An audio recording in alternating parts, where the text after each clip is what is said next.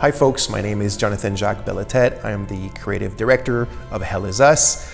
Today I'd like to take a bit of your time to talk about the 3 distinct narrative layers, but also how we created this game from scratch and the kind of like processes that brought us to its world, its gameplay, and these 3 narrative layers. So for Hell Is Us, I took a bit of time to figure out what I wanted these kind of high-level directives to be. And they're a mixed bag of things that had always been dear to me and also stuff that I kind of knew that the team also wanted to try and work with. So I came up with about 5 or 6 and I proposed them to the team and we all agreed and we went ahead with them. So the first one at the top of the list is exploration and discovery. When it's truly player driven, when it's like player cognitive abilities that are putting 2 and 2 together to discover the secrets of the game through your exploration.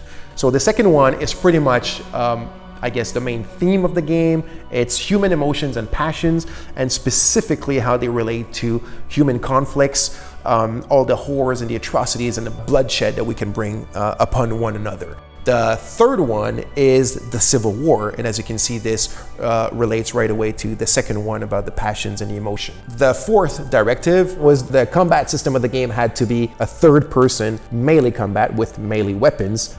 The fifth directive was that the game had to take place within a contemporary setting. As you can see, this brought a bit of a challenge how to justify the third-person melee combat in a contemporary setting. And the sixth one is I wanted to make sure that the enemies in the game were not humans and we would not bring any harm to human beings.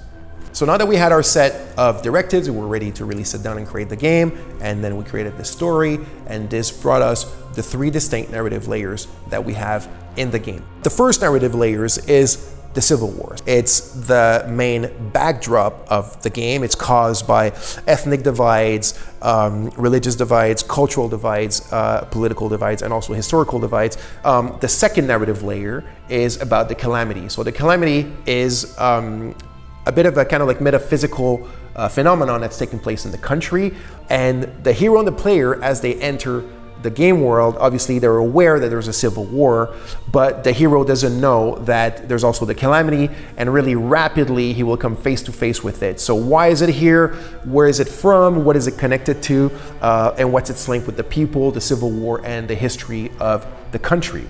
The third narrative layer is the family. So this is something that's really dear to me, and mostly when we look at it through the lens of conflicts, war, civil war, and whatnot, because families are often one of the first victims of conflicts, especially children as well. But our hero was actually born in the hermit state, but his parents smuggled him out when he was 5 years old. He's always wanted to come back because he's got questions, right? He wants to know, who they are, why did they abandon him, and also who is he, because he's missing that part of himself that your parents kind of provide you.